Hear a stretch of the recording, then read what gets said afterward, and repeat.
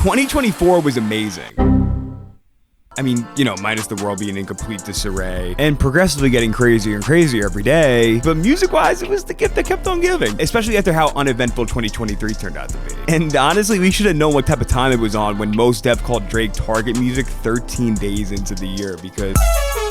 Also, we're talking pop star department store music. Chappell Roan needs that Cole's deal ASAP. 2024 felt like a return to music feeling big again. The pop stars were acting like pop stars. Two of hip-hop's titans duked it out on the world stage and didn't come out the same men they were. The album feels more alive than ever, and we were finally taken out of the hypnosis that was J. Cole's spot in the big three. So when it came time to reflect and wrap the year up in a 15 to 20 minute video, I honestly didn't know how it was gonna, because there was just so much that I loved this year. Was it gonna be an albums of the year list, the best songs of the year, my favorite moments? And then it hit me.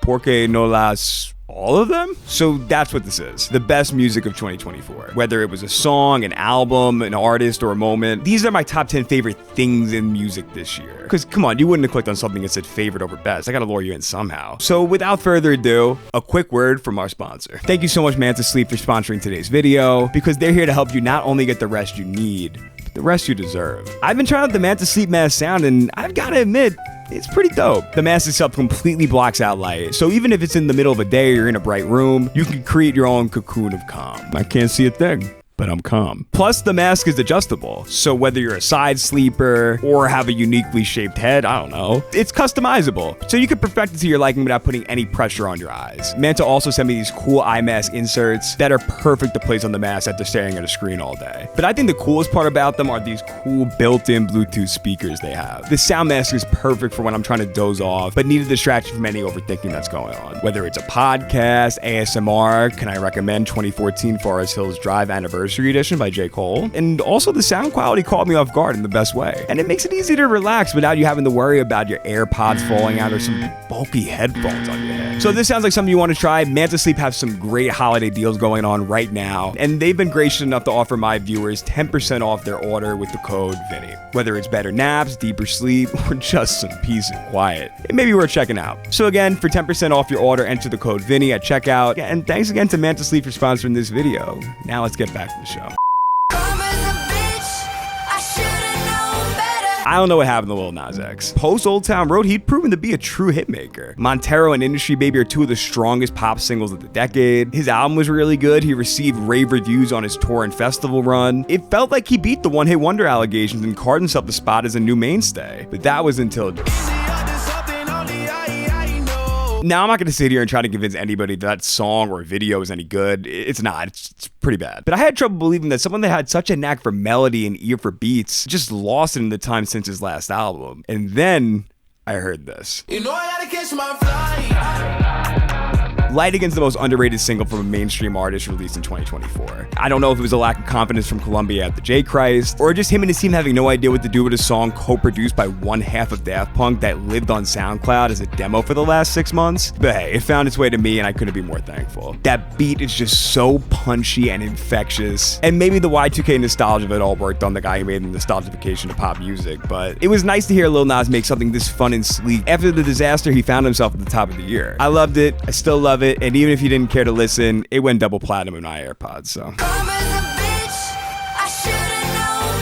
I'm not a perfect person. In fact, I think there's a lot about me that I could work on. And one of those is my immediate dismissal of things I like once they get a little too popular. I don't like to be like everyone else, but I also like to go to arena rap shows, pop music pushed by the majors, and I've never lived in Bushwick or Portland. I'm from the suburbs of Long Island. There's actually no reason for me to have any of these hipster-esque tendencies, but I can't help it sometimes. And admittedly, I had that moment with Chappell Roan. And I wasn't even like a day one. Chappell was someone that I had been repeatedly told to tap into for a year. And once I finally did, after publishing my best of 2023 list, I immediately regretted putting her off for that long. I mean, holy fucking shit.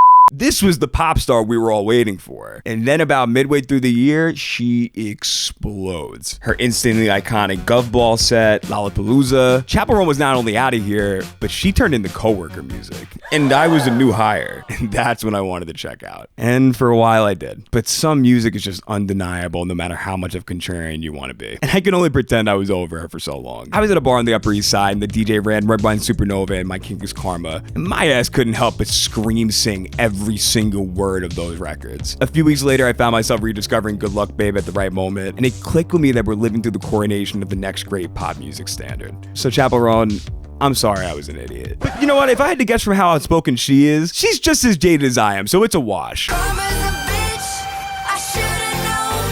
I'm not sure if hip-hop's ever seen anything like the Drake stimulus package. The formula used to be as simple as Drake blessing you with a feature that sent you and your record to another stratosphere. But even before World War III broke out in March, things were starting to look a little shaky. What he once did for the Migos on the Versace remix was a non-starter for 4 Bats and DOA for Nicki Minaj. And his sentiment was starting to grow legs that the once most sought-out power player in the game's magic touch was starting to dwindle. So enter Playboi Carti, the leader of the new school. And if 2024 showed us anything, it was that Playboi Carti's chokehold on the youth culture was unmatched. Just even this man's sheer presence, the aura, if you will, sends these kids into a frenzy. To the point where on the train ride back from the Ye and Ty Dolla show that he appeared at in New York, I overheard a teenager use "I touched Carti" as a way to get a girl's Snapchat, and not only did it work, but the girl was gobsmacked by the idea of it. Like Carti was a Beatle or something. And that's the thing. He is a modern day rock star in every sense of the word, and a reminder that the Playboi Carti stimulus is in fact a very real thing. Everything he touches now turns to gold. Whether it's handing Kanye his first #1 in over 13 years with Carnival, type shit being a smash even in the presence of the nuclear bomb that was like that, featuring on the only 2 Weeknd songs to genuinely break through in recent memory, causing critics and fans to genuinely ponder on whether or not Camila Cabello was on the brink of brilliance or nonsense with I Love It, or creating stars that had destroyed Lonely and Ken Carson just out of their association with him and his label. His headlining Rolling Loud set this last weekend was the culmination of all of this. A set list made up of mostly unreleased songs, recent features, 3 fan favorite album cuts, and a slew of singles that never released on streaming that not only had the audience captivated by his every move, they knew every single word bar for bar. That night he proclaimed to the world, "Every song I'm on is my song," and he couldn't have been more right. 2024 was the year of the public mess. Drake versus Kendrick, Carti and Offset refusing to remove us from the group chat, the Shameik Moore crash outs, and almost for a hot second, Charli XCX and Lorde, but then it didn't. And then we get the Girl So Confusing remix featuring Lorde. And that's what makes a remix like Girl So Confusing so monumental. In this age of nonstop headlines and controversy, they used all the attention directed their way to teach us all a valuable lesson in communication and understanding. Yes, we were right to assume the original record put Charli's relationship with Lorde into question, but instead of allowing the industry's constant desire to pit female artists against one another to get the best of them, they literally worked it out on the remix and gave us one of the best songs of 2024.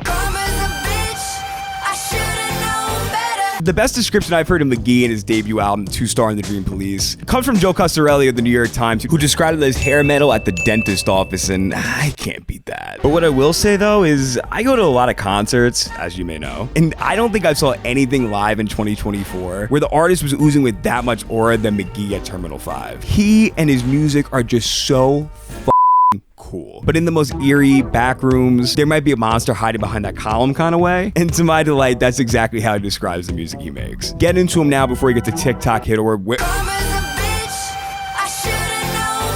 I have a confession. I love the Costco guys. I love the Costco verse, and god damn it do I love We Bring the Boom. The 90s rap rock beat, the Rizzler verse, Uncle Savasta. We Bring the Boom, you know what song, but like the 3 evolutions of Pokemon. That's f***ing bars! It's the kind of pitch perfect meme music that if you were to play it for a World War II veteran, they might start to question what they fought for. And that's how I want my memes. At a level of brain rot that if you miss a day of internet, you'll be completely lost. And in an age of nonstop dread and a reminder of a dying world, sometimes all you need is a father, son, and some kid they found along the way that they like the vibe of yelling boom at an iPhone camera. And also, I can confirm the double chunk chocolate cookie absolutely gets 5 big booms. Boom! Boom! Boom! Boom! Boom! Country music's having a moment, and not even a moment, it's taken over. Post Malone's crossover went off without a hitch. Morgan Wallen, Luke Combs, and Zach Bryan are superstars. Shaboozey's A Bar Song is now tied for the longest running #1 hit on the Billboard Hot 100 with Old Town Road. And Beyoncé made a country album. And Cowboy Carter could have been just that, right? Beyoncé doing country music just to cash in on a trendy genre. But it takes it so much further and treats it with such delicacy and devotion. It's a sprawling exploration of not only country music and its black roots, but Southern music's influence on America's past, present, and future. The carefully selected feature list, the choice of song covers, these grandiose and visceral records that transport you out of reality and into the driver's seat like Yaya. Every morsel of this album feels meticulously crafted and thought out. But its greatest achievement is that through all the genre bending and homage, she makes good on her promise that this isn't a country album. It's just who Beyoncé is. I don't think anyone called Brat being the runaway success it ended up being. Nor did I expect the Tyler, the Creator album dropped on a Monday morning to not only have a comparable first week to the eventual Kendrick Lamar album that dropped, but go on the top of the charts for 3 consecutive weeks. It feels like the tides are turning in the pop music landscape that's pushing for these personal dives into artists' psyches. And in that, I think Chromakopia and Brat serve as great companion pieces to one another. Not only because the color green, or if they also loop back to the beginning of the album at the end, but because of how they run in tandem to each other. Two artists of the early 2010s internet era whose teen years and 20s were documented for the world to see. Finally getting the flowers they deserve, now having to face their 30s. And the baggage that comes with getting older. Facing generational trauma on records like Apple and Like Him. But also rejecting the idea that they have to conform to what's expected of them if they aren't ready to. Like having kids or settling down with another person. Not wanting to sacrifice their lifestyle and career if they don't have to. And I think that's why these albums ended up being as big as they were. Because they spoke directly to these vulnerabilities in so many of us out there who in all this noise don't know if they should be going left or right or just staying straight on the path they're on. I don't know, maybe I'm reaching, but I think hearing two mavericks of pop music like this, operating at this level at this stage of their careers, and being as introspective and vulnerable as they are, made for some pretty good music. It happened. It finally happened. The greatest rap battle of all time. Kendrick Lamar versus Drake. And my God, did it live up. But I think what gets lost in a lot of stands on both sides is we got great music from all the parties involved. Family Matters in the conversation for greatest Drake songs. Not Like Us was the song of the year. It was some of the most on-edge, shocking, and fun times I've had in my entire life as a hip-hop fan. Because it really felt like a once-in-a-lifetime event, and it shifted the energy across the entire genre. Everyone sounds hungry again. There's stakes in the music, and no one came out of it the same way they went in. All the work Cole's put in these last few years is now in question. The loss has Drake prepared to bring down the machine that got him here in the first place because his cultural cachet is absolutely not what it was a year ago, and Kendrick's seat on rap's throne has been firmly taken. But sitting and now reflecting on what happened and moving forward, I don't think Drake's career is over. I mean, I hope it's not, because I consider myself a big fan. But to see one of my all-time favorite artists, Kendrick Lamar, use this moment as not only a masterclass in the art of an ass whooping, but hip-hop, its essence and authenticity, reminded me of why I fell in love with the genre in the first place. Kendrick never switched up, never rode a wave, and always moved with intention. Of course, he likes to check too. I mean, those ticket prices, Christ. But the future of hip-hop is bright for the first time in a long time. And the gates are wide open for my number one to take the baton and keep running. And now, some carefully curated music takes, predictions, and honorable mentions your host couldn't hold back. Gracie Abrams is the government psyop the Swifties are in on to gaslight the world into thinking minor league Taylor Swift tickets are worth $500. Ticketmaster line crews are going to become the new first week sales to stand Twitter in 2025. Maybe y'all were a little too harsh on that Camila Cabello album. Just a little. Jade's Angel in My Dreams was the video of the year that wasn't Not Like Us. The return of Childish Gambino was great, but 5 years too late, unfortunately. The scariest moment of the year was the week the Apple dance went viral on TikTok. Kanye messaging a Baby Keem fan page for over a week and not realizing it wasn't Baby Keem is a top 20 gay moment of all time. And shout out to the ones we lost in the midst of the rap beef stomping on their releases. Dua Lipa, Four Bats, Party Next Door, and Bryson Tiller. Valiant efforts, but you never stood a chance getting through noise like that. There's nothing I love more than the moment right before an artist becomes a superstar. Because it feels like everyone that's been picked up along the way is just waiting in the wings like, okay, any minute now, everyone's gonna get it. And no album gave me that night before Christmas feeling more than Doechii's Alligator Bites Never Heal. And the best part about it is, it isn't even an album. It's a mixtape. Doechii and this record are a moment I never thought I would get to experience again. Because for as great of a year for music it's been, there was this sense of the industry not being detached yet by the grip of the superstars of the 2010s and 2000s, especially in rap. But Doechii kicked down the door and told everyone, I've arrived. And after years of development, she and her team didn't just take their moment, moment, they seized it and haven't let go since. Because repeat after me, music promotion doesn't and shouldn't end after academics post the first week projections. Alligator bites its both of its feet firmly placed at hip-hop's future, while bowing its head to its past and telling it, I got you. Her flows and vocal versatility is cranked to 11. Her knack for storytelling is showcased in full force on tracks like Denial is a River, and her pen continues to just be immaculate. Her bars aren't just clever, they're deeply thought out, funny, and at times as vulnerable as they are braggadocious. Not only did she drop the best album of 2024, but Doechii is a once-in-a-generation artist that if you're here now, oh, the places you'll go. We bring the boom, that's what we do. We